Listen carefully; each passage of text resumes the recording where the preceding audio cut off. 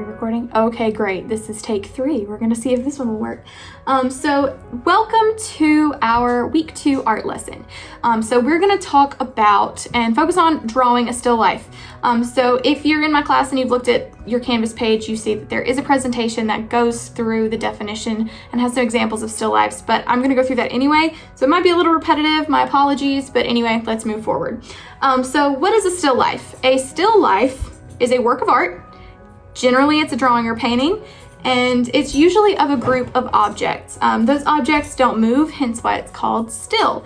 So, and also in the past, these objects tended to be flowers, fruit, other kinds of food, and sometimes dead animals for whatever reason.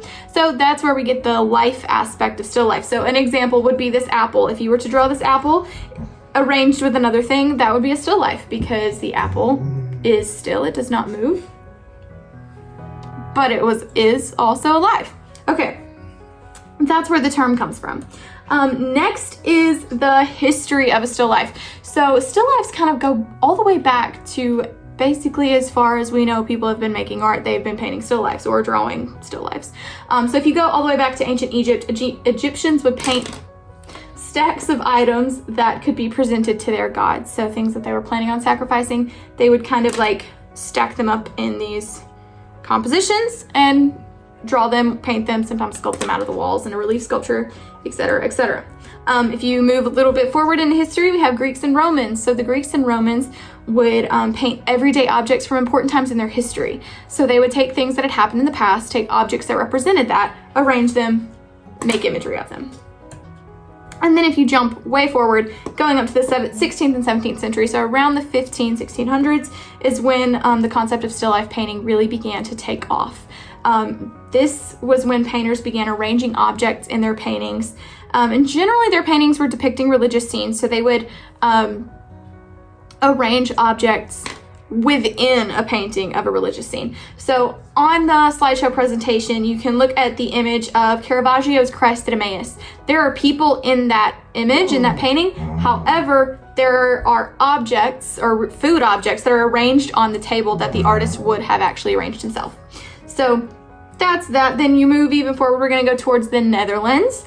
So Dutch painters did not have the capability to depict a lot of what was kind of considered art. So that was generally at this time period religious or historical scenes. So Dutch painters who wanted to still be painters, because everyone can be an artist, right? They created their own style of painting called the genre painting. And the genre painting really represented just everyday life. So if you look at a lot of Dutch paintings from this time period, they're paintings that are maybe like a woman in the kitchen, or their arrangements of food that they might have had at their home. A good example is the girl with the pearl earring. So things that represented their daily life. So oftentimes in these paintings, they would arrange still objects. So from that, the Dutch painters moved on to something a little more advanced. From just the still life, they moved into a genre called the Vanitas painting. Personally, I love the concept of a Vanitas. I think it's really interesting. But a Vanitas painting is a still life, or a drawing, is a still life that depicts the frailty of life.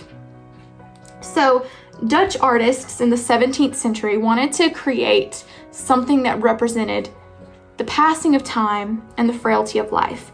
And they did this by arranging objects that were currently alive, yet still, so flowers, fruit, things like that, plants, and arranging them with something that was dead. Oftentimes bones, skulls, like that. And every once in a while they would also incorporate other things like hourglasses, clocks, things that literally represented how that time had passed.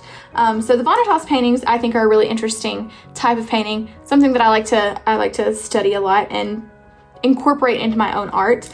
But luckily, you do not have to create a Vanitas. You're just creating a still life, because I don't anticipate you have any bones in your house, probably. Anyway, moving on. So why do we do it? Why are we creating still life paintings?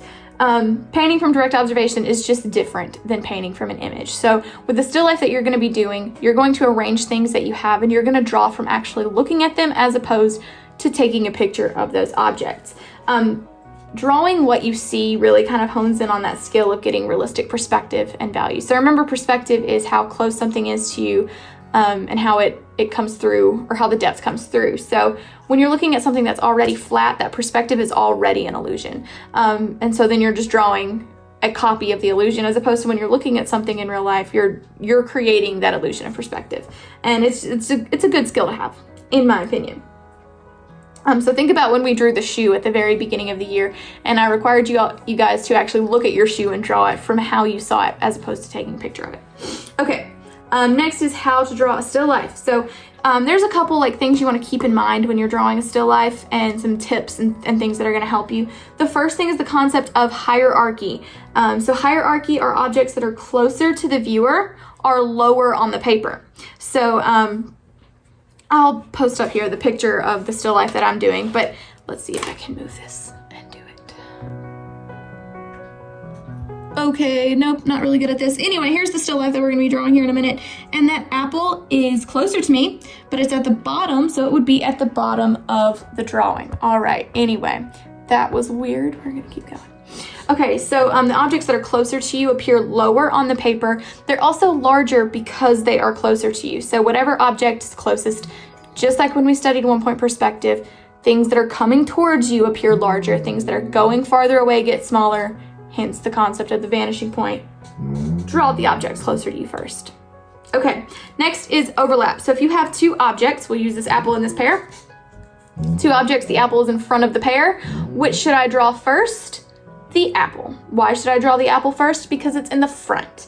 And drawing the apple first is going to then give me a type of measurement to draw the pear. And it's also going to make sure that I don't cross the lines of the pear over the lines of the apple. So I can use this apple now to measure how large my pear needs to be. So looking at how these two pieces of fruit are arranged in my hand, the top of the apple comes up to where the pear starts to narrow, okay? So when I start drawing that pear, I can now focus on the fact that I need to really be paying attention to how narrow it gets once it gets to the top of the apple. Next thing, proportion. So just like what I was talking about, you can measure your objects in accordance to the things around them. So I can, if I drew the apple first, that would give me a good framework or guideline as to how large my pear needs to be. I would measure the pear in accordance to the things around it and use the objects to actually measure. So what I do is I take my hand and the thing I'm looking at, like this phone right now, I close one eye. My phone is this large from this angle. So I would take this and I would just bring it down to my paper. So from this down to my paper. That's how big I'm gonna draw the phone if I were drawing the phone in front of me. Anyway, yeah, just make sure that all of the objects are in the correct size in relation to one another. So if you're drawing a bottle next to a jar, is the bottle half as tall as that jar? Is the bottle twice as tall as the jar? Is the jar 3 times as wide? So you could take the bottle and you could measure, all right, 1, 2, 3. 3 bottles would fit in that jar. I might be rambling, I don't know. Next thing is to count and measure. You wanna be precise. So count how many flowers you're drawing if you're drawing a pot of flowers. If you're drawing, like what I have in front of me is some paintbrushes. If I were gonna draw those, which I am, I would count the paintbrushes that I have, however many paintbrushes there are. Okay, next part is our practical application. Why do you as students need to draw still life? So learning to observe is a really important part of every aspect of our life. Just think about any career at all. You need to have observational skills. You need to be able to pay attention. You need to be able to look for detail. If you're a police officer, you need to be able to pay attention and look for detail. If you're a doctor, you need to be able to do that. If you're an accountant, you need to be able to do that. Doesn't matter what you're going into. If you're not an artist, you still need to be able to do that. So observing things carefully helps us to see things we may otherwise overlook. And drawing this still life helps us develop that skill of paying attention to something and drawing something that we might otherwise overlook. So I'm gonna stop this part and then we'll move on to actually drawing the still life. All right, and today Mulligan is gonna teach you how to draw still life. Just kidding, no he's not. I'm gonna teach you how to draw still life. Ha ha ha, joke's on you. Anyway, all right, so I'm gonna try this. We'll see how it works. So your first step is to go through your house, find things that are interesting, literally anything. I recommend going to your kitchen, see if you've got any like vegetables, fruits, etc. I got this apple out of my kitchen. This pear is fake, but it's up to you. You only have to have 4 objects. I picked more than 4 because I felt like it and I wanted to arrange more than 4, but 4 is all that's required. So go through your house, find 4 objects, and arrange them. I think that's the most fun part, is going and finding your cool stuff. Okay, so I'm gonna start by drawing out this still life. And I want you to really focus on the fact that when you're drawing it initially, you do not have to focus on like accuracy and precision. You're really focusing on just getting things mapped out. So think of what I'm doing right now as literally drawing a map to where my objects are gonna go. You're gonna see my objects don't look real good when I start. That's okay. That's kind of how you get going. So after going through the slideshow and learning all of our tips on how to draw a still life, what's the first step the first thing that I would draw? This apple, because it is closest to me. It's in the front. I'm actually gonna move this over here so I can see it a little bit better.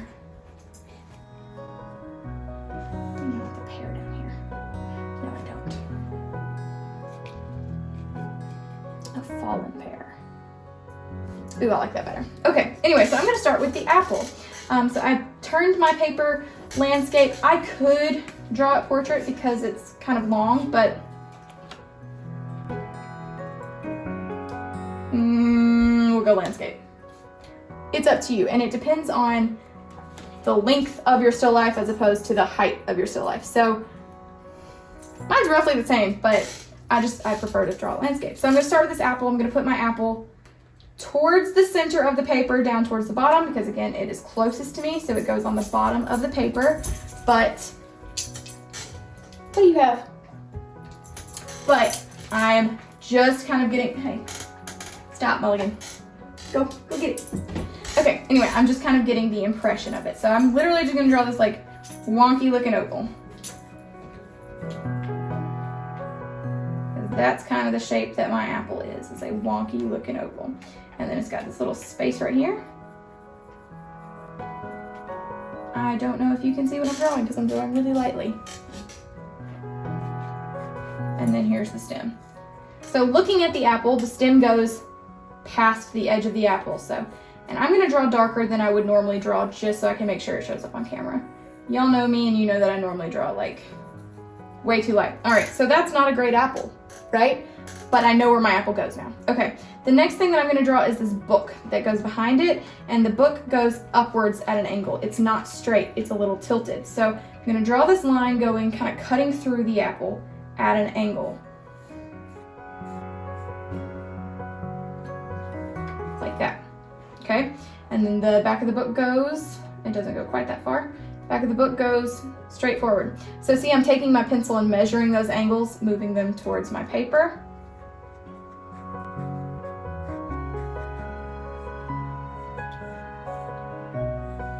Okay, and then the bottom of the book tilts just a little bit.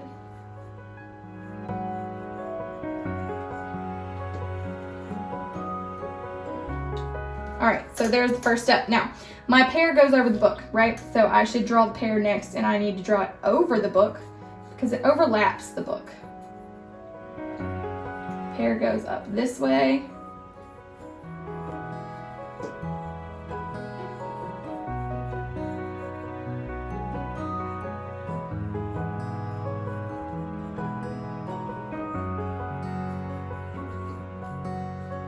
And then there's a stem right here.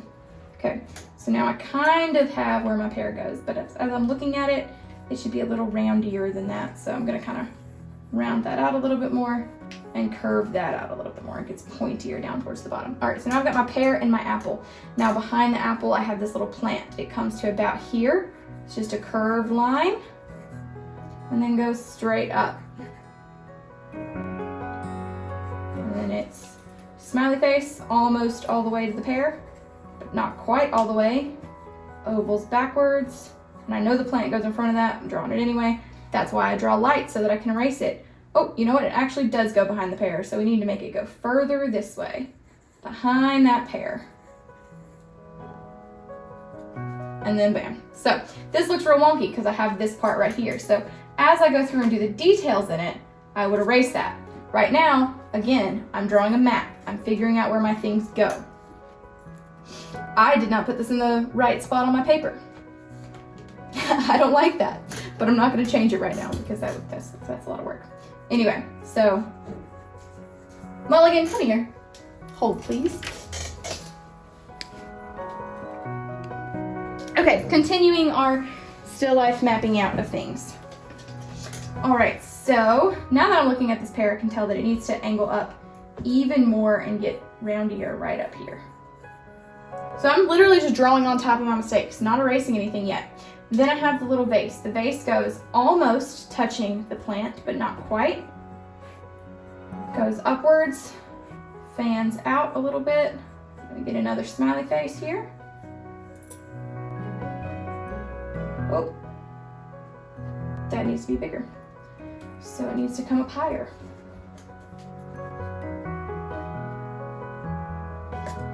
Hey, buddy. Okay. So we're gonna make it come up higher. So towards about here, probably. Ranger, hey, calm down.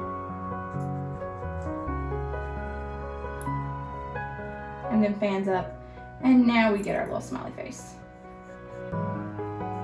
This is really hard to do with a dog.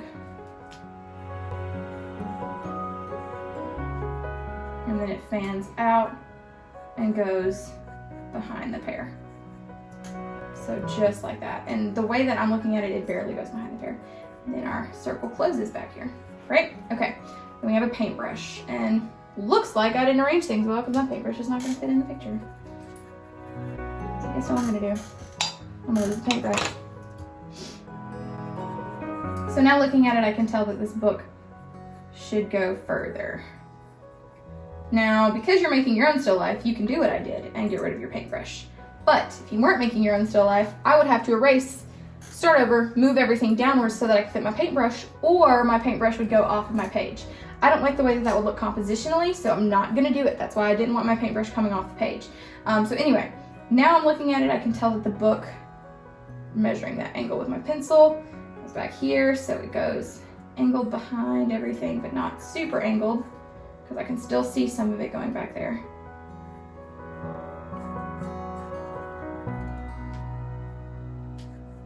And then there's another book right here.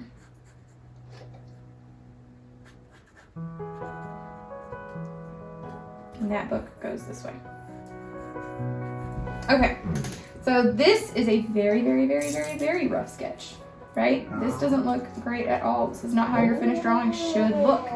And you guys know that. That's why we do sketches.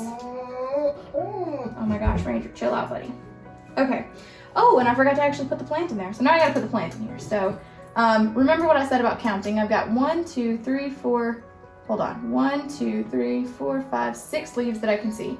I'm gonna draw this leaf first that kind of goes up and bends like that. And I'm gonna draw this leaf, comes outwards. Then this leaf here that bends as well. This leaf behind it. And then this leaf goes even more back. More back. And then this is just a regular leaf, which I wish all the other leaves were. And then we've got rocks in here. So I'm gonna put some little ovals for the rocks. Okay.